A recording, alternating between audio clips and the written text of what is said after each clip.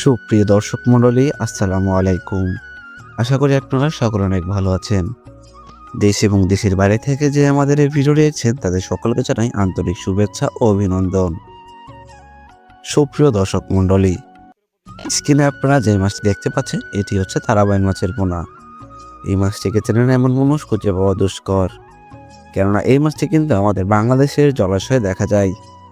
এই মাছটি চাষ করার ক্ষেত্রে আপনাদেরকে খুব অল্প পরিমাণের খরচ করতে হবে এবং এই মাছটি চাষ করার ক্ষেত্রে আপনাদের খুব বেশি পরিচর্যাও করা লাগবে না। এই মাছটি চাষ করার ক্ষেত্রে আপনাদেরকে যে ধাপগুলো অবলম্বন করতে হবে, ধাপগুলোর মধ্যে প্রথমে রয়েছে পুকুর প্রস্তুতি। এই মাছটির জন্য সাধারণত মাছের সাইজের পুকুর বেছে নিতে হবে। সেই পুকুরে যেন কাদা থাকে এদিকে খেয়াল রাখতে হবে, কেননা এই মাছটি কিন্তু কাদাযুক্ত জায়গায় থাকতে পছন্দ করে। এই মাছটি কিন্তু কাদার ভেতরে জীবনযাপন করে থাকে। তাই আপনারা যখন পুকুর প্রস্তুত করবেন তখন খেয়াল রাখবেন সেই পুকুরে যেন পর্যাপ্ত পরিমাণে কাদা থাকে। এরপর যে ধাপটি আছে সেটা হচ্ছে খাবার। খাবার সাধারণত আপনারা এই মাছটিকে 2 বেলা প্রদান করলে হবে। আপনারা চাইলে এটিকে ফিড খাবারও খাওয়াতে পারেন। এরপর ধাপটি সেটা হচ্ছে পোনা মজুদ।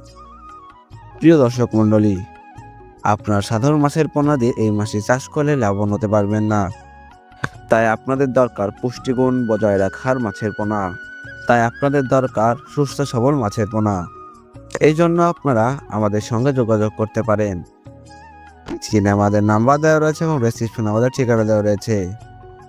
আপনারা যে পোনা প্রয়োজন আমাদের সাথে যোগাযোগ করে মাছের পোনা নিতে পারবেন। দেশি বিদেশি সকল মাছের পোনাই আমাদের কাছে রয়েছে।